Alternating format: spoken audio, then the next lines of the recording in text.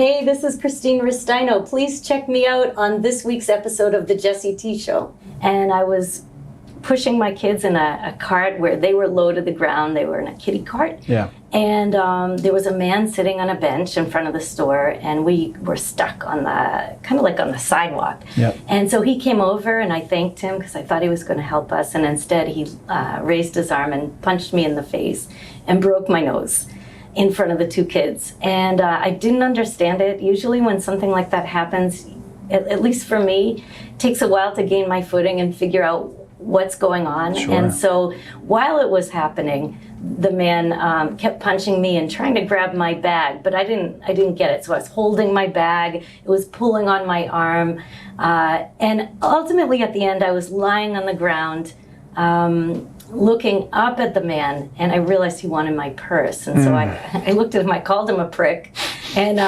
he ran off with my purse because I let it go. Yep. And thus began this long story that really changed my life. So I had a mild concussion. Yep. And a broken nose and a black eye. And so what was happening then was a bit confusing. I could hear somebody sobbing and ultimately realized it was my daughter. Oh my goodness. And I know, and my son was there too. My son was 3, my daughter 5. He just had huge eyes and he was staring at me. Yeah. And I got up pretty quickly and was trying to wipe the blood from my face. And then a woman came over and she said, "Are you okay?"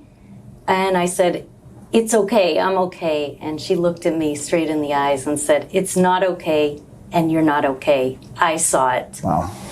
And so, you know, having her bear witness to that event, as well as my children, was a game changer for me, because I actually had experienced violence as a child and as a young adult. Yeah. And I had pretty much ignored it and just went on and just said, well, this has barely affected me. Yeah. But in reality, they both had affected me a lot.